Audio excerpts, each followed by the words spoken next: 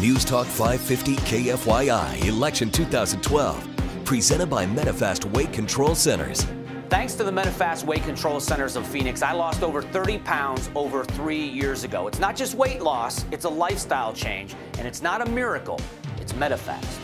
Reporting live from the Republican National Convention in Tampa, Florida, Mike Broomhead. I'm tired. It's this West Coast thing that we all have to do with. Breakfast speeches are always hard for a West Coaster when we come to the East Coast, aren't they? Yeah. But I am so happy to be with all of you for a number of reasons. First of all, let me just start by saying my congressional district borders on Arizona. I represent the city of Blythe, which you might know as the more expensive part of Quartzsite. But if you're in Blythe, just keep on going so you can actually fill up your tank of gas in Arizona so you can actually afford the bill. But I do represent that shared border, the Colorado River, and the things that we fight over between Arizona and California. Anyway, so I feel like one of you, and as a representative from California with two U.S. senators, Dianne Feinstein and Barbara Boxer, I feel like your senators probably do a better job of representing me. So in any event, I'm happy to be here with you. I'm probably also the only member of Congress who's ever ridden on horseback down to Keat Seal. Does anybody know Keat Seal, Navajo National Monument? There you go. You've walked it. Yes, I rode it a few years ago. As a member of Congress, I was able to take horses in again and go ride it. But years ago as a child, my parents used to drag me around everywhere in the desert Southwest. Arizona was I remember Havasu Falls, Supai.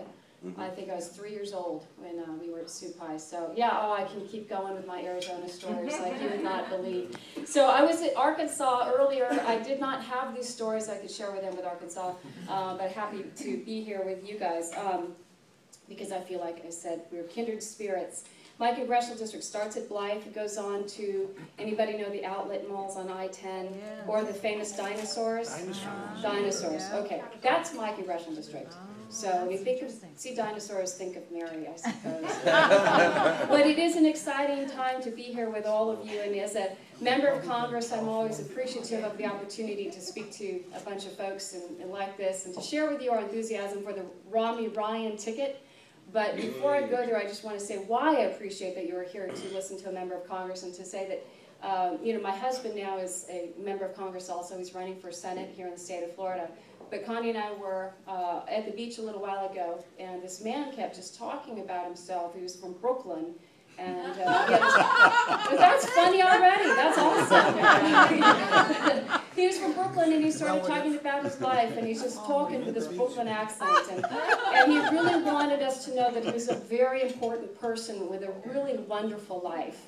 And the more we ignored him, the louder he got. So finally I said to the man from Brooklyn, okay, sir, you really want us to know who you are and what you do. What is it that you do? And he said, well, I'm a bookie. And so I said, he started talking about how great being a bookie business is these days. So I said, well, sir, you probably shouldn't tell us anymore because we're both members of Congress and you could probably get in trouble. We could all get in trouble if we know what you actually do for a living. So the bookie looked at me and my husband. He said, you're both members of Congress? You're the lowest of the low. And that was from a bookie. And I'm thinking, and that was when Congress's approval rating was twice what it is now. We're up in the 14s, and now we're still down at 7. But in any event, my story is an interesting one. Like Hector alluded to, and I appreciate Hector's work. He's such an important voice in our state and in our party. Thank you for what you're doing. It's a tireless, lot of work. Thank you for doing what you do. But this supposed war on women amazes me. It cracks me up. Yeah, ladies, thank you. Isn't it just offensive? It is so funny. I think about what inspired me to run for Congress. People might not know my story, but my late husband was Sonny Bono. He died in an accident, and thank you. When he died, people encouraged me to run for his seat. Now, like a lot of women, I didn't know what I was made of. I didn't know I could be a member of Congress. Heck, I didn't even know if I could speak into a microphone. Seriously. Public speaking is a very terrifying thing for most people. But people encouraged me to do it and to try to do it. And the people who inspired me the most to run to be a member of Congress were my mother. My mother was a chemist during World War II. She worked shortly on the Manhattan Project. She contributed a very important role to our country and to our national defense. My grandmother, though, my grandmother was widowed at the beginning of the Great Depression, and in order to make ends meet, she raised chickens and sold eggs. You know, and so I thought, if my grandmother can do it, my mother can do it, you know, I can do it. But this supposed war on women is so offensive to me. It's really amazing. What women care about, I'll tell you what we care about. We care about the price of gas in our tanks. Right. We care about the economy, we care about jobs, we care about the safety of our families. First and foremost to me, when you talk about the safety of our families, is we talk about national security. You know, my father was a waist gunner in a B-17 crew who flew 19 missions over Germany. Wow. His bomb group was the very first bomb group to do daylight raids over Berlin. National security is incredibly important to me. All I have to do is think about Barack Obama leaning over to Medvedev to fondle his knee, to tell him, don't worry, you know, give us some more room after the election, I can give you what you want, Russia. You know, this is why I'm a Republican, because I believe so much in national security, and I believe it's important to the future and the safety of our children. And then when you hear somebody like Debbie Wasserman Schultz say that, that the Democrats are so much better for our children, that they care about our children, really, is that true? Is that why you're overspending and putting our children into debt with this huge deficit and spending that Barack Obama has taken upon us? So, in any event, that's probably, you know, I think my most important message is, as women, you know, this whole thing, I'll tell you, we care a lot more, again, about how much it takes to fill up our gas tank than the price of birth control pills. I mean, it cracks me up. Like, this is the women's issue that they all think that that's the only thing we care about. We don't. We're much bigger and more diverse than that. But before I go too much farther, I wanted to do two things. I wanted to introduce two people important to me who are here. My Chief of Staff, Frank Cullen, who Frank was with my late husband, Sonny Bono, at the City of Palm Springs. I only introduce Frank because I do the good cop, bad cop thing. So Frank is the good cop. And then I like to introduce Mark Trost, who's my political director. Mark, stand up. And can you stay standing for 1 second? No, you can't leave the room. This is what I do. When staff does things that are, you know, I love to find humor and irony in life. Part of Mark's job as my political director is to get me where I'm supposed to be and at the right place and on time. I mean, that's part of his job, right, Mark? Did you say? That's a fair, okay, great. Oh, well, it's a goal. Well, my favorite Mark story is we were on our way to a funeral one day, and he took me to the wrong one. So this is why I do this. This is the walk of shame. Mark said, we'll never do this again. It's great, we go to the wrong funeral, but we walk into the church, we sign the guest book. We walk in and we tiptoe down the pew and we sit down and we look around for a little while and we go, we are in the wrong place. Yeah, we're in the wrong funeral. So we left and we went to the right funeral. But the next day, the family of the wrong funeral called us to thank us so much for attending the funeral of somebody I had never met before, and they said forever and ever they would vote for me as long as I remember. Mark's whole strategy is, he likes to say he was just thinking outside the box, right? Yeah.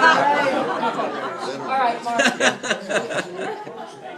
Which box exactly? I have no idea. I'm supposed to talk to you about how great Romney and Ryan are. I'll get there in 1 second. But that story reminded me of one other funny story. And those of you who are elected, you know these fun stories at campaigns are a bear.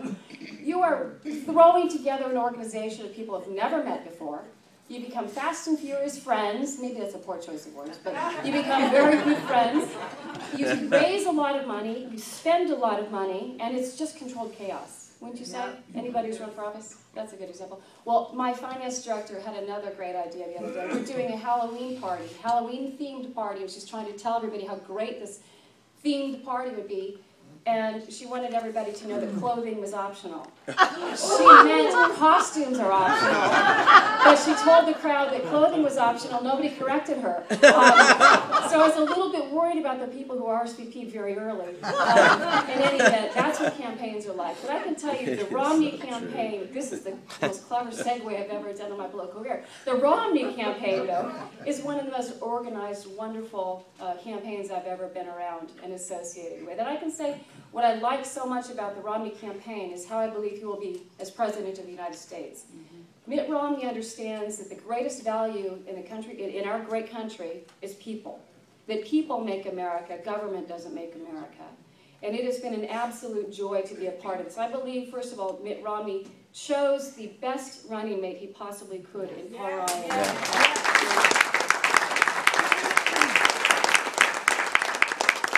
I know Paul.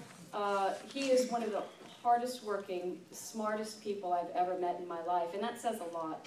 But it's a fantastic ticket, and I am so proud to be a part of it. Before I go on much farther, I wanted to show the ladies in the crowd, probably more than the guys, what my inspiration now is to do what I do. It was my dad, the B-17 waste gunner, and it was my mom, the chemist on the Manhattan Project. But now it's this, if you can see it. Grandkids, she knew. This is little Sonny. This is Sonny's only grandchild, and the gods, or the heavens, excuse me, work in mysterious ways. Little Sonny was actually born on his grandfather Sonny's birthday.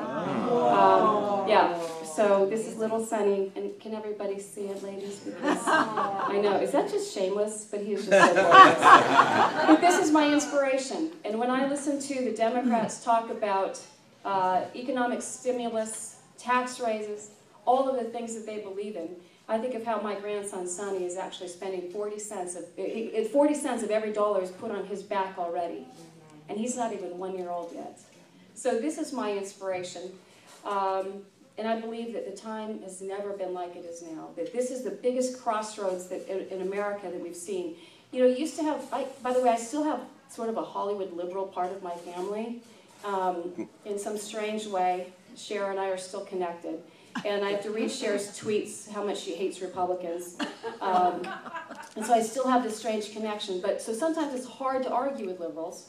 It's actually always hard to argue with liberals. You just probably can't even start.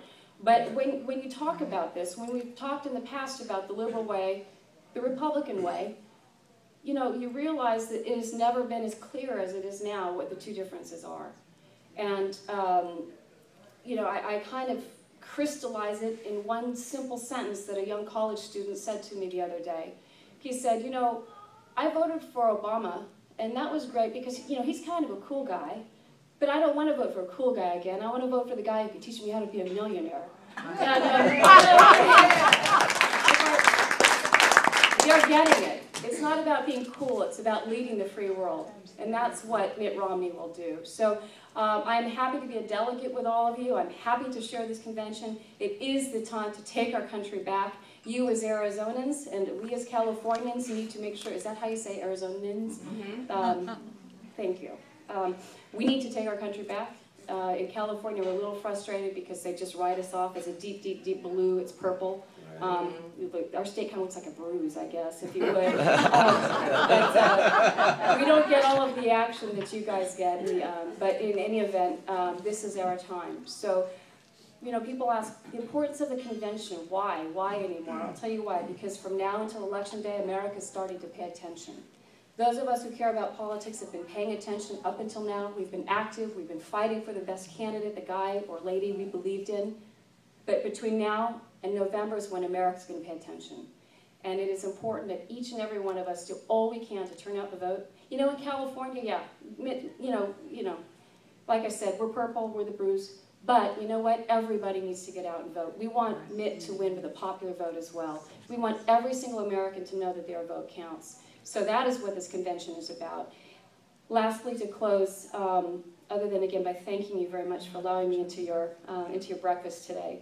I'll just say that when this hurricane hit, I was thinking, well, we could have had it in California. Ironically, my congressional district has had a swarm of 300 earthquakes since yesterday. Oh my gosh. So at least you can see hurricanes coming. So at least we're able to be here and to move indoors and to fight for what we believe in, and that is the election of Mitt Ryan and Paul Romney. Mitt Ryan and Paul Romney. Now you know why I don't do breakfast. You know who I mean. So come by my congressional district. Stop in, please. Mark will be there. one place or another, you can find him in my office. Frank is in my Washington office. Again, we love Arizona. We love the fact that you share that line with me. We have a lot in common. So God bless you. God bless this convention. Let's go get him and win in November.